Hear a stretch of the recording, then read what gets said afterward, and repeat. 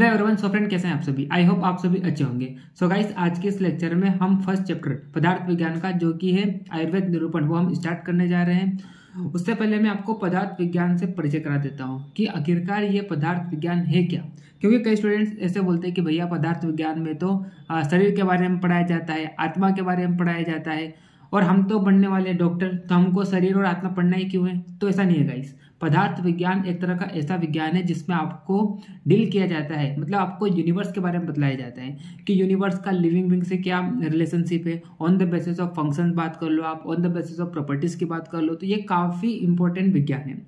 और यहाँ पर आपको क्या होता है कि आयुर्वेद के सारे फंडामेंटल बेसिक्स पढ़ाए जाते हैं, चाहे आप द्रव्य की बात कर लो, गुण की बात कर लो, कर्म की बात कर लो। तो यहाँ पर क्या होता है कि आपके जो बेसिक्स है, फंडामेंटल बेसिक्स है आयुर्वेद के, जैसे कि अगर मैं द्रव्य की बात करूँ तो यहाँ पर आपको द्रव्य का बेसिक पढ़ाया जाएगा, और जैसे आप सेकंड ईयर में जाएंगे तो यहाँ पर द्रव्य गुण करके पूरा चैप्टर ही आ जाएगा, है ना। तो इस तरह से यहाँ पर क्या होता है कि पदार्थ विज्ञान जो होता है इसमें आपको जो आयुर्वेद के फंडामेंटल बेसिक्स होते हैं वो पढ़ाए जाते हैं।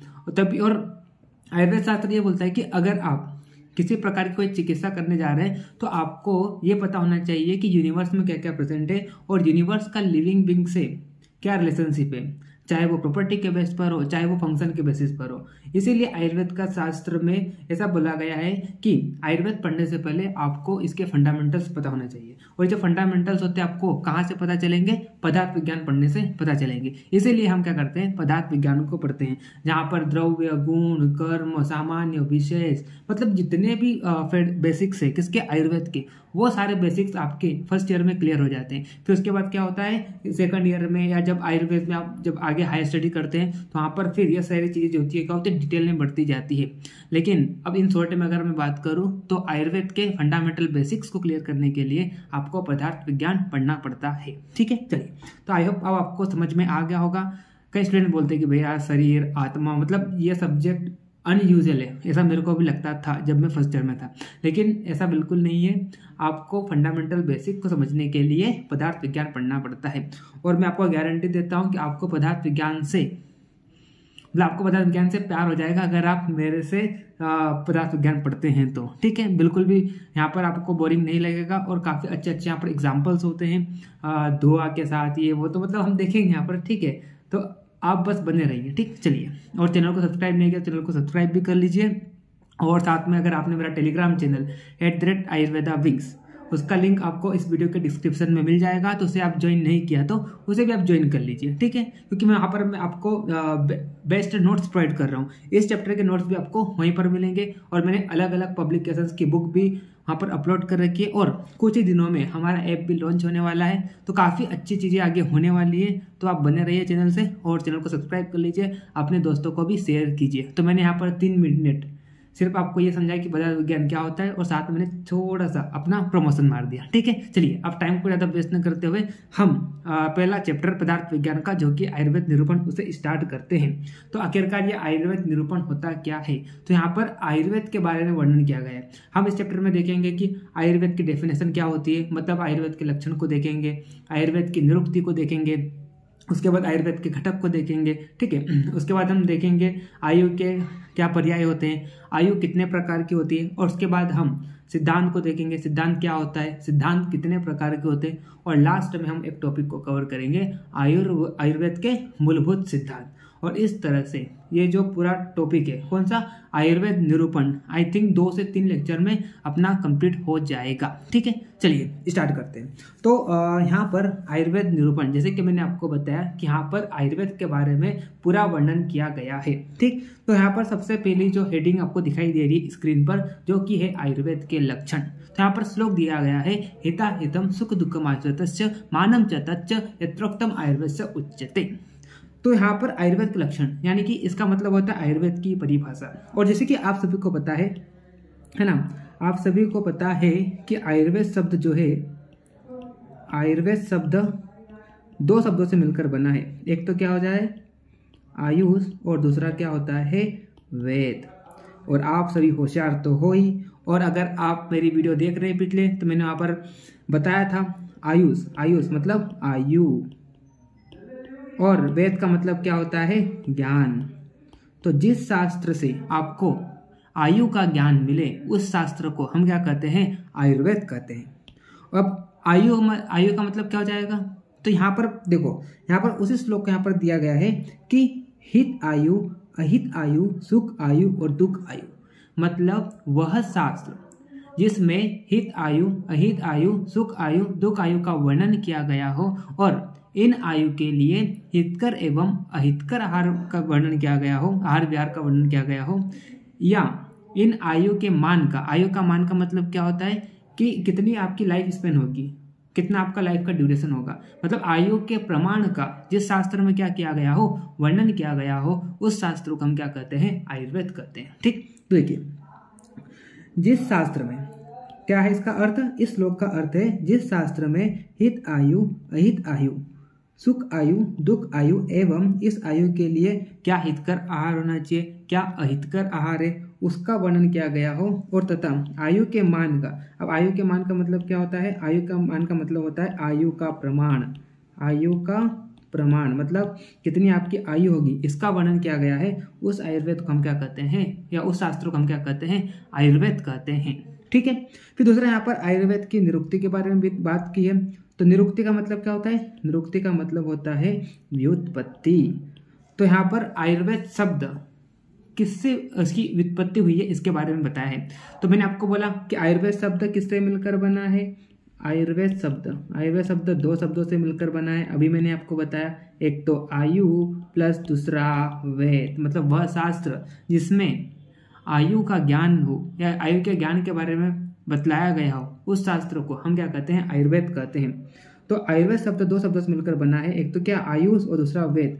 तो आयुष का अर्थ होता है जीवन, वेद का अर्थ होता है क्या, ज्ञान, मतलब जिस शास्त्र में आयु का ज्ञान के बारे में बतलाया गया हो, उस शास्त्र को हम क्या कहते हैं, आयुर्वेद कहते हैं। तो आप यहाँ पर देख सकते हैं, या अथवा क्या बोल सकते हैं हम, आयुरस्मिन् विद्यते, मतलब जिसमें आयु क्या है, विद्यमान हो, अथवा आयुर्विन्दति इत्या आयुर्वेद, या जिसकी सहायता से आयु बनी रहती है उसे हम क्या कहते हैं, आयुर्वेद कहते हैं।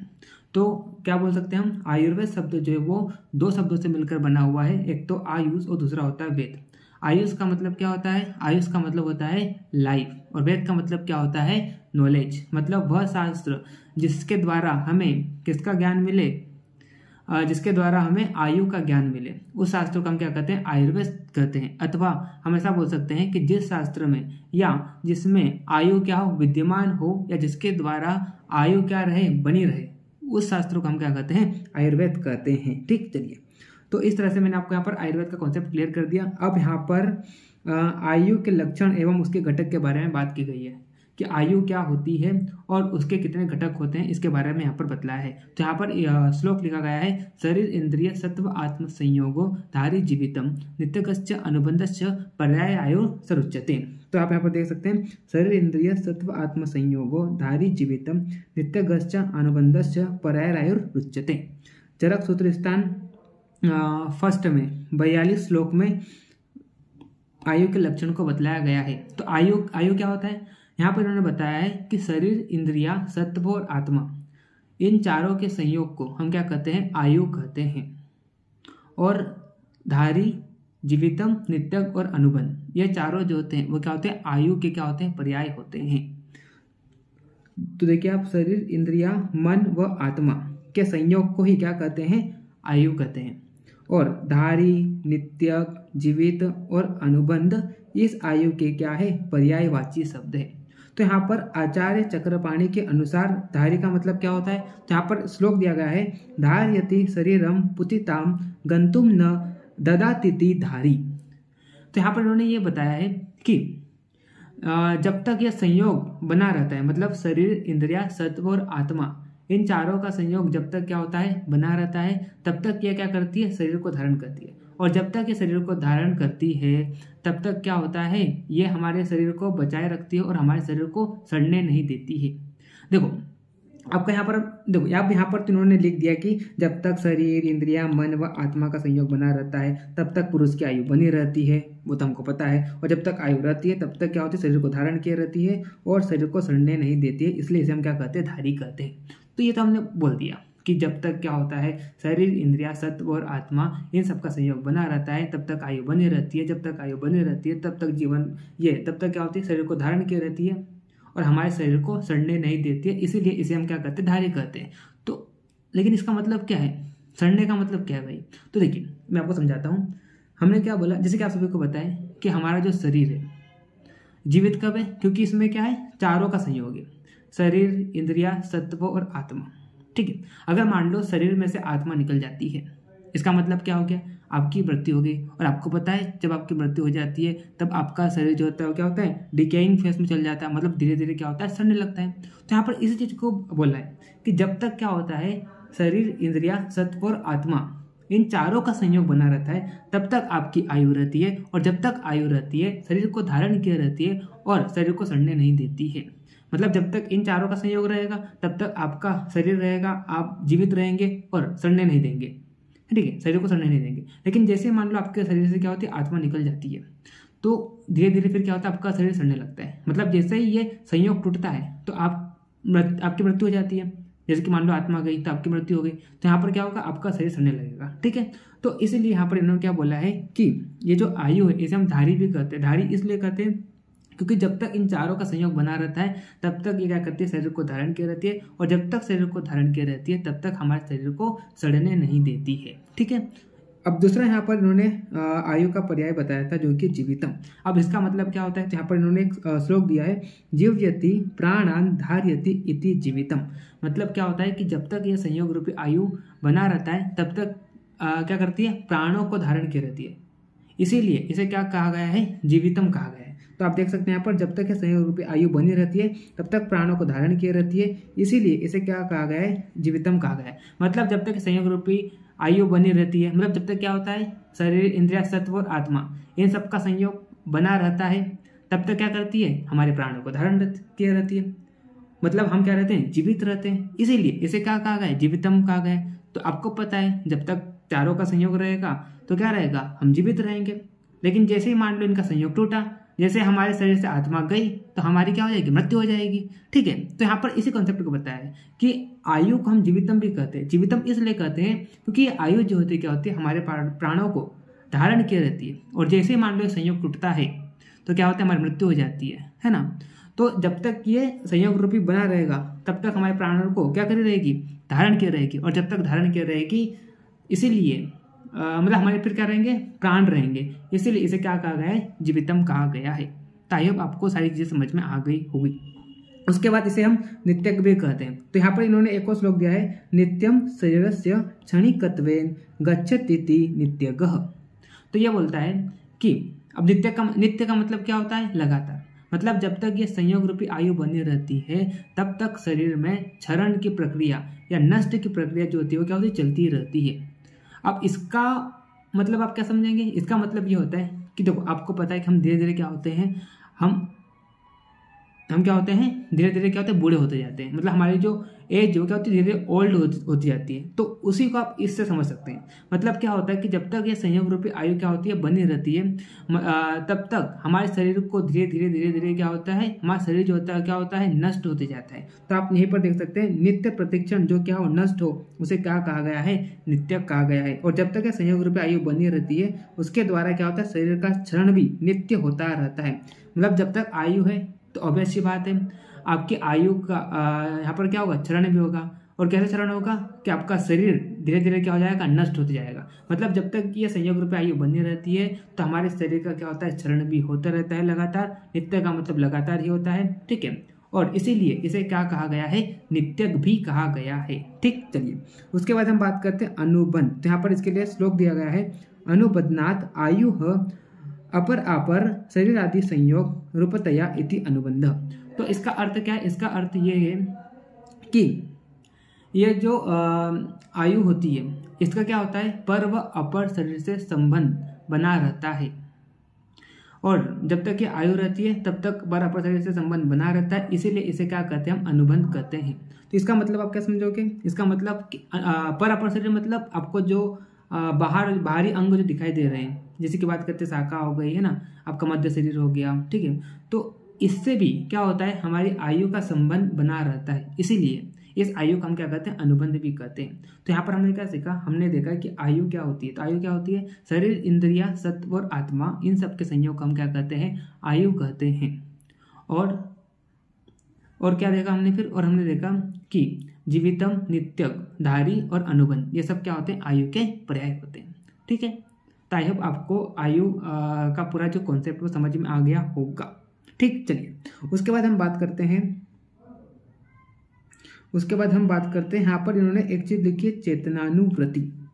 तो चेतनानुवृत्ति जो है आपको नोट करना है कि चेतना जो है या चेतनानुवृत्ति जो है वो भी क्या है, आयु का पर्याय है। एक तो हमने क्या देखा, धारी, जीवितम, नित्यक और अनुबंध, ये 4 तो है ही। इसके अलावा चेतनानुवृत्ति जो है वो भी क्या है, आयु का पर्याय है। ऐसा क्यों बोला, ऐसा इसलिए बोला कि देखो आपको पता है गर्भ से मृत्यु तक क्या होता है, चेतना का प्रभाव बना रहता है, और जैसे ही मृत्यु हो जाती है तो चेतना का जो प्रभाव होना क्या हो जाता है, बंद हो जाता है। इसीलिए हम ये बोलते हैं कि ये जो चेतनानुवृत्ति होती है वो भी क्या होती है, आयु का पर्याय होती है। तो जब तक क्या होता है, आयु रहती है, तब तक गर्भ से मृत्यु तक पर्यंत क्या होता है, इस चेतना का प्रवाह बना रहता है, और मृत्यु के बाद चेतना का क्या हो जाता है, अभाव हो जाता है। ठीक है, जैसे हमारी मृत्यु होती है तो इस चेतना का अभाव हो जाता है, और इसीलिए इसे क्या कहा गया है, चेतनानुवृत्ति भी कहा गया है। तो आप यहाँ पर श्लोक भी देख सकते हैं, चेतनानुवृत्ति चैतन्य संतान। ठीक है, इस तरह से मैंने आपको यहाँ पर आयु का पूरा कॉन्सेप्ट समझा दिया। ठीक, चलिए उसके बाद हम नेक्स्ट टॉपिक देखते हैं जो कि आयु के प्रकार। तो आयु कितने प्रकार के होते हैं, आयु 2 प्रकार की, आयु कितने प्रकार की होती है, 4 प्रकार की होती है। कौन सी, हित आयु, उसके बाद अहित आयु, उसके बाद सुख आयु, और उसके बाद दुख आयु। तो इस प्रकार से आयु कितने प्रकार की होती है, 4 प्रकार की होती है। अगर हम हित आयु की बात करते हैं, ठीक है, तो हित आयु का मतलब क्या होता है, हित आयु ऐसी आयु होती है जो पूरे समाज के लिए हितकर होती है ना। जैसे कि मैं आपको एग्जांपल दूं कि अगर आप मान लो किसी कम्युनिटी में रहते हैं और उस कम्युनिटी में रहने वाले सारे लोग क्या है, सत्यवादी है, शांति के मार्ग पर चलने वाले हैं, है ना, सदैव दान करते रहते हैं, क्रोध, ईर्ष्या, राग, इन सब के वेगों को क्या करते हैं, नियंत्रित करते रहते हैं। तो इससे क्या होगा, आपका जो पूरा कम्युनिटी है, आपका जो पूरा समाज है वो क्या होगा, बिल्डअप होगा। ठीक है, तो यहाँ पर यही चीज बताई गई है कि अगर आपका समाज में अच्छे लोग हैं, है ना, जो लगातार दान करते रहते हैं, है ना, और दूसरों की चीजों को अपना नहीं समझते हैं, ठीक है, या अपने दूसरों की चीजों पर अपना अधिकार नहीं जमाते हैं, तो वहां पर क्या होता है कि पूरा समाज जो होता है या पूरी जो कम्युनिटी होती है क्या होती है, बिल्डअप होती है। मतलब ये जो हित आयु होती है इससे क्या होता है, पूरे समाज को बेनिफिट होता है। ठीक है, तो अगर मान लो किसी कम्युनिटी में हित आयु है, मतलब सारे लोग वहां पर क्या है, अच्छे हैं, तो इससे क्या होता है, वो जो पूरा समाज है, पूरी जो कम्युनिटी वो क्या होती है, बिल्डअप होती है।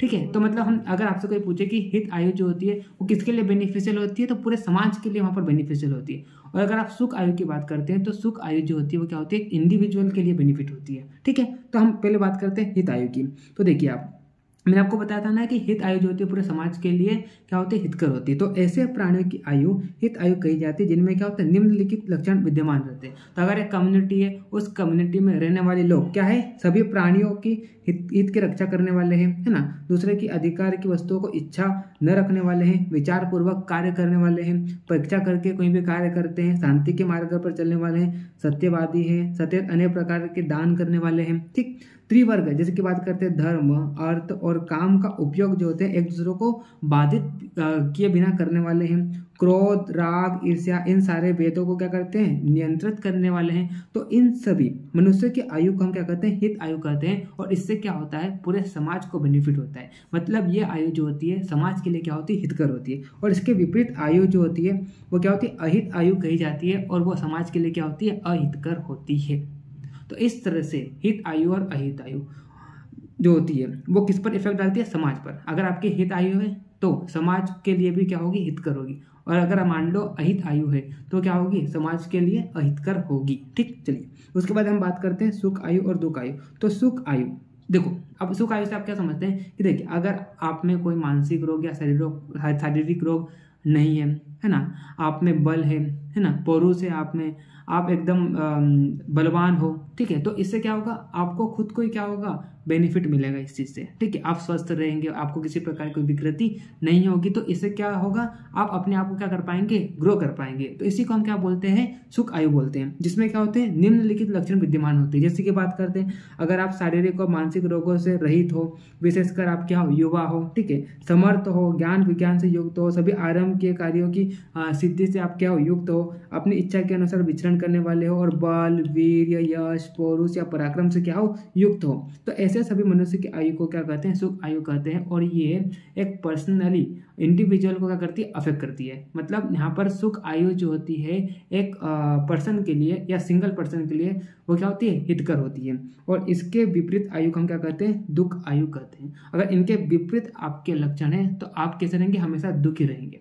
और अगर मान लो जो मैंने आपको यहाँ पर स्क्रीन पर जो आपको दिखाई दे रहे हैं सुख आयु के लक्षण, इस प्रकार के लक्षण अगर आप में है तो आप हमेशा कैसे रहेंगे, सुख रहेंगे, ठीक है। तो इस प्रकार से यहाँ पर 4 प्रकार की आयु होती है। कौन सी, हित आयु, अहित आयु, सुख आयु और दुख आयु। तो आज के इस लेक्चर में हमने आयुर्वेद निरूपण का एकदम पूरा बेसिक देखा। हमने आयुर्वेद के बारे में देखा, आयुर्वेद क्या है, तो आयुर्वेद वह शास्त्र है जिसमें क्या होता है, हित आयु, अहित आयु, सुख आयु, दुख आयु, और इन आयु के लिए क्या हितकर आहार है, क्या अहितकर आहार है ना। और आयु के मान का जिस शास्त्र में क्या किया गया हो, वर्णन किया गया हो, उसे हम क्या कहते हैं, आयुर्वेद कहते हैं। उसके बाद हमने आयुर्वेद की निरुक्ति देखी, 2 शब्द से मिलकर बना हुआ है, एक तो आयुष और दूसरा वेद। उसके बाद हमने देखा क्या आयु क्या होता है, तो शरीर, इंद्रिय, सत्व, आत्मा, इन सबके संयोग हम क्या कहते हैं, आयु कहते हैं। और धारी, नित्यम, जीवितम और अनुबंध, और साथ में चेतनानुवृत्ति, ये सब क्या होते हैं, आयु के पर्याय होते हैं।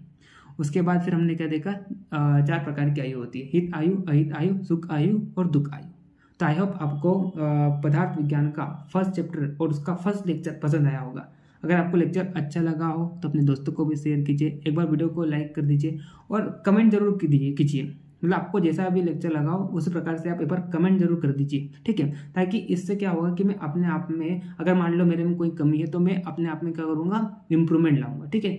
तो ये तो भले आप शेयर करो या ना करो, लेकिन एक बार कमेंट जरूर कर दिया करो, ठीक है। चलिए मिलते हैं नेक्स्ट वीडियो में, तब तक के लिए okay bye, see you again.